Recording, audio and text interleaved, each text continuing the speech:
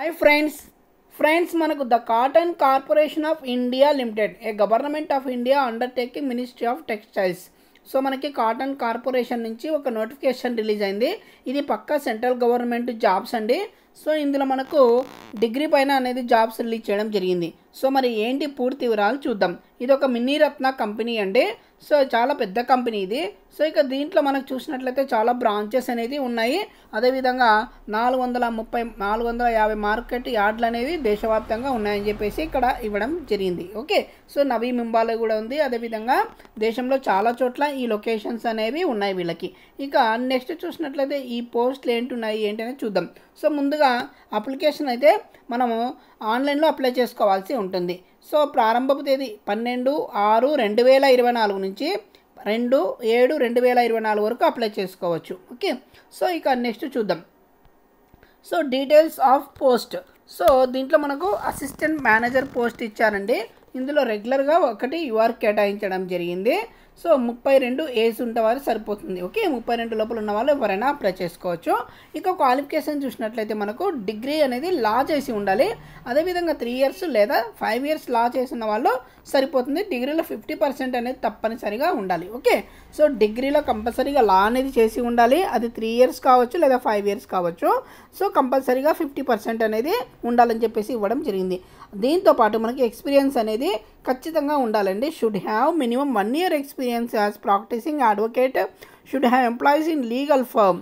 Okay, so ఇదండి. ఇక next చూద్దాం. అసిస్టెంట్ మేనేజర్ అఫీషియల్ లాంగ్వేజ్, ఇది యూఆర్కి ఒకటి కేటాయించడం జరిగింది.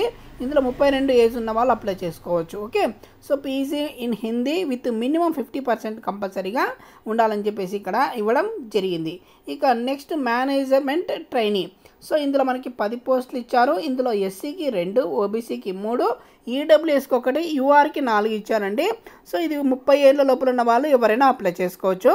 MBA in agriculture business management లేదా agriculture related management equivalent to MBA. Okay, ఇక నెక్స్ట్ మేనేజ్మెంట్ ట్రైనీ అకౌంటెంట్. ఇందులో 19 పోస్టులు ఇచ్చారు. ఇందులో ఎస్సీకి 1, ఎస్టీకి 2, ఓబీసీకి 3, ఈడబ్ల్యూఎస్ 2, యూఆర్కి 11 ఇచ్చారు. సో ఇందులో 30 సంవత్సరాలు ఉన్న వాళ్ళు ఎవరైనా అప్లై చేసుకోవచ్చు, 30 ఏళ్ళ లోపల ఉన్న వాళ్ళు. ఇక సిఎంఏ కోర్స్ చేసిన వాళ్ళు ఈ పోస్ట్కి ఎలిజిబుల్ అండి. Next junior commercial executive.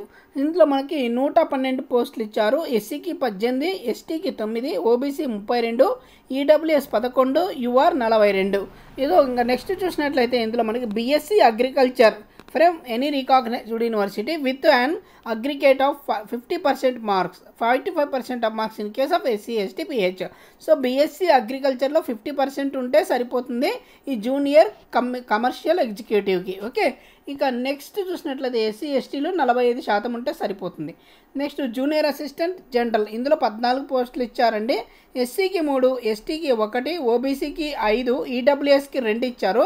So ఇది 30 సంవత్సరాల లోపల ఉన్న వాళ్ళు ఎవరైనా అప్లై చేసుకోవచ్చు. ఇది కూడా బీఎస్సీ అగ్రికల్చర్ ఉంటే సరిపోతుంది. 50% ఉన్న వాళ్ళు అప్లై చేసుకోవచ్చు. ఒకవేళ ఎస్సీ ఎస్టీ పిహెచ్ అయితే 45% ఉంటే సరిపోతుంది. ఓకే, ఇక next junior assistant accounts. So 35 పోస్టులు ఇచ్చారు. ఎస్సీకి 6, ఎస్టీకి 3, ఓబీసీకి 11, ఈడబ్ల్యూఎస్ 4, యూఆర్ 11 అండి. ఇది కూడా 30 సంవత్సరాల లోపల ఉన్న వాళ్ళు అప్లై చేసుకోవచ్చు. సో బీకామ్ ఉండాలండి దీనికి. సో బీకామ్లో 50% ఉండాలి.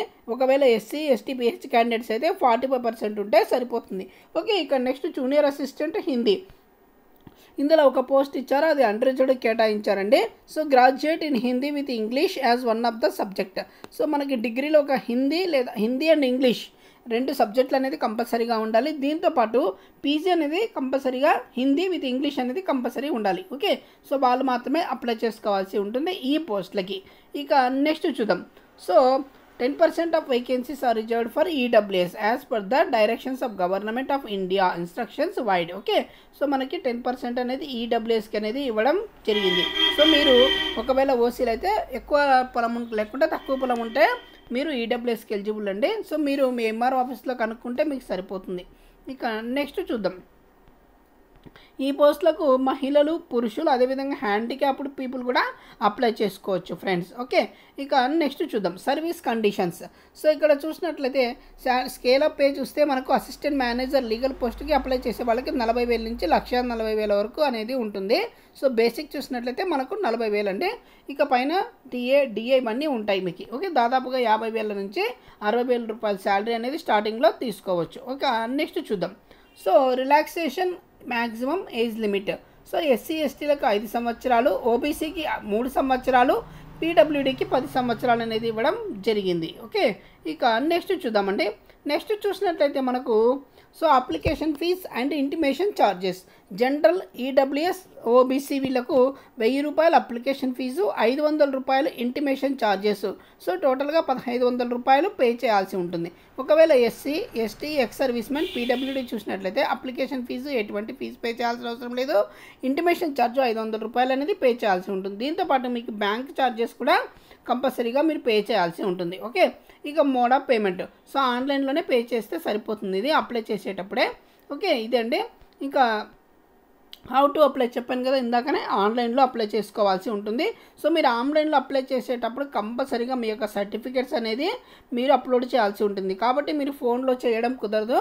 సో ఎవరైనా మీకు ఇంట్రెస్ట్ ఉంటే మీరు నెట్ సెంటర్కి వెళ్ళి లేదా మీ ల్యాప్టాప్లో చేసుకోండి. ఓకే, ఇక నెక్స్ట్ చూద్దాం. ఎగ్జామినేషన్ సెంటర్స్ ముంబై, హైదరాబాద్, న్యూఢిల్లీ, చెన్నై, లక్నో, చండీగఢ్, కోల్కతా, బెంగళూరు, అహ్మదాబాద్, పాట్నా, జైపూర్ ఇవి మాత్రమే ఇచ్చారండి.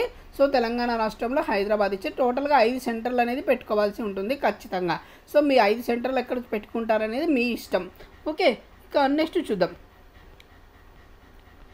ఇక నెక్స్ట్ చూసినట్లయితే మనకు మినిమం క్వాలిఫైయింగ్ పర్సెంటేజ్ చూసినట్లయితే యూఆర్, ఈడబ్ల్యూఎస్, ఓబీసీకి 40% ఉంటే సరిపోతుంది.